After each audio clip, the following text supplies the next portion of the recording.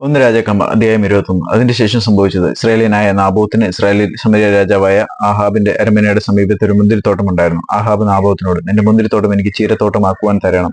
അതെന്റെ അരമനയ്ക്ക് സമീപമല്ലോ, അതിന് പകരം ഞാൻ അതിനേക്കാൾ വിശേഷമായ ഒരു മുന്തിരിത്തോട്ടം നിനക്ക് തരാം. അല്ല, നിനക്ക് സമ്മതമെങ്കിൽ ഞാൻ അതിന്റെ വില നിനക്ക് പണയമായിട്ട് തരാമെന്ന് പറഞ്ഞു. നാബോത്ത് ആഹാബിനോട്, ഞാൻ എന്റെ പിതാക്കന്മാരുടെ അവകാശം നിനക്ക് തരുവാൻ യഹോവ സംഗതി വരുത്തരുതേ എന്ന് പറഞ്ഞു. ഇസ്രായേലിനായ നാബോത്ത്, എന്റെ പിതാക്കന്മാരുടെ അവകാശം ഞാൻ നിനക്ക് തരികയില്ല എന്ന് തന്നോട് പറഞ്ഞ വാക്ക് നിമിത്തം ആഹാബ് വ്യസനവും നീരസവും പൂണ്ട് തന്റെ അരമനയിലേക്ക് ചെന്ന് ഭക്ഷണമൊന്നും കഴിക്കാതെ കട്ടിലിന്മേൽ മുഖം തിരിച്ചു കടന്നു. അപ്പോൾ അവന്റെ ഭാര്യ ഈസേബേൽ അവന്റെ അടുക്കൽ വന്ന്, ഭക്ഷണമൊന്നും കഴിക്കാതെ ഇത്ര വ്യസനിച്ചിരിക്കുന്ന എന്ത് എന്ന് അവനോട് ചോദിച്ചു. അവനവളോട്, ഞാൻ ഇസ്രായേലിനായ നാബോത്തിനോട് നിന്റെ മുന്തിരിത്തോട്ടം എനിക്ക് വിലക്കി തരണം. അല്ല, നിനക്ക് സമ്മതമെങ്കിൽ അതിന് പകരം വേറെ മുന്തിരിത്തോട്ടം ഞാൻ നിനക്ക് തരാമെന്ന് പറഞ്ഞു. എന്നാൽ അവൻ, ഞാൻ എന്റെ മുന്തിരിത്തോട്ടം നിനക്ക് തരികയില്ല എന്ന് പറഞ്ഞത് കൊണ്ടത്രേ എന്ന് പറഞ്ഞു. അവന്റെ ഭാര്യ ഈസേബേൽ അവനോട്, നീ ഇന്ന് ഇസ്രായേലിൽ രാജ്യഭാരം വഹിക്കുന്നുവോ? എഴുന്നേറ്റ് ഭക്ഷണം കഴിക്കാം, നിന്റെ മനസ്സ് തെളിയട്ടെ. ഇസ്രായേലിനായ നാബോത്തിന് മുന്തിരിത്തോട്ടം ഞാൻ നിനക്ക് തരുമെന്ന് പറഞ്ഞു. അങ്ങനെ അവൾ ആഹാബിന്റെ പേർ വെച്ച് എഴുത്തെഴുതി അവന്റെ മുദ്ര കൊണ്ട് മുദ്രയിട്ട് എഴുത്ത് നാബോത്തിന്റെ പട്ടണത്തിൽ പാർക്കുന്ന മൂപ്പന്മാർക്കും പ്രധാനികൾക്കും അയച്ചു. എഴുത്തിൽ അവൾ എഴുതിയിരുന്നത് എന്തെന്നാൽ, നിങ്ങൾ ഒരു ഉപവാസം പ്രസിദ്ധമാക്കി നാബോത്തിനെ ജനത്തിനിടയിൽ പ്രധാന സ്ഥലം കൊടുത്ത് ഇരുത്തുവിൻ. നീചന്മാരായ രണ്ടാളുകളെ അവനെതിരെ നിർത്തി അവൻ ദൈവത്തെയും രാജാവിനെയും ദുഷിച്ചു എന്ന് അവന് വിരോധമായി സാക്ഷ്യം പറയിപ്പിൻ. പിന്നെ നിങ്ങൾ അവനെ പുറത്തു കൊണ്ടുവന്ന് കല്ലെറിഞ്ഞു കൊല്ലണം. അവന്റെ പട്ടണത്തിൽ പാർക്കുന്ന മൂപ്പന്മാരും പ്രധാനികളുമായ പൗരന്മാർ ഈസേബേൽ പറഞ്ഞയച്ചതുപോലെയും അവൾ കൊടുത്തയച്ച എഴുത്തിൽ എഴുതിയിരുന്നത് പോലെയും ചെയ്തു. അവർ ഉപവാസം പ്രസ്തുതം ചെയ്തു. നാബോത്തിനെ ജനത്തിനിടയിൽ പ്രധാന സ്ഥലത്തിരുത്തി. നീചന്മാരായ രണ്ട് ആളുകൾ വന്ന് അവന്റെ നേരെ ഇരുന്നു. നാബോത്ത് ദൈവത്തെയും രാജാവിനെയും ദുഷിച്ചു എന്നും ആ നീചന്മാർ ജനത്തിന്റെ മുമ്പിൽ നാബോത്തിന് വിരോധമായി തന്നെ സാക്ഷ്യം പറഞ്ഞു. അവർ അവനെ പട്ടണത്തിന് പുറത്തു കൊണ്ടുപോയി കല്ലെറിഞ്ഞു കൊന്നു കളഞ്ഞു.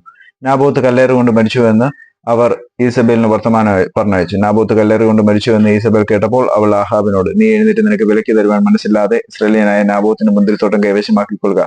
നാബോത്ത് ജീവനോടെ ഇല്ല, മരിച്ചുപോയി എന്ന് പറഞ്ഞു. നാബോത്ത് മരിച്ചു എന്ന് കേട്ടപ്പോൾ ആഹാബ് എഴുന്നേറ്റ് ഇസ്രായേലിയനായ നാബോത്തിന് മുന്തിരിത്തോട്ടം കൈവശമാക്കുവാൻ അവിടേക്ക് പോയി. എന്നാൽ യഹോവയുടെ അരുളപ്പാട് തിശ്ബിനായ ഏലിയാവിനുണ്ടായതെന്നാൽ, നീ എഴുന്നേറ്റ് ശമര്യയിലെ ഇസ്രായേൽ രാജാവായ ആഹാബിനെ എതിരേൽപ്പാൻ ചെല്ലുക. ഇതാ അവൻ നാബോത്തിന് മുന്തിരിത്തോട്ടം കൈവശമാക്കുവാൻ അവിടേക്ക് പോയിരിക്കുന്നു. നീ അവനോട്, നീ കൊല ചെയ്യുകയും കൈവശമാക്കുകയും ചെയ്തു എന്ന് യഹോവ ചോദിക്കുന്നു. നായ്ക്കൾ നാബോത്തിന്റെ രക്തം നക്കിയ സ്ഥലത്ത് വെച്ച് തന്നെ നിന്റെ രക്തവും നക്കിക്കളയുമെന്ന് യഹോവ കൽപ്പിക്കുന്നതെന്ന് നീ അവനോട് പറയുക. ആഹാബ് ഏലിയാവോട്, എന്റെ ശത്രുവെ, നീ എന്നെ കണ്ടെത്തിയോ എന്ന് പറഞ്ഞു.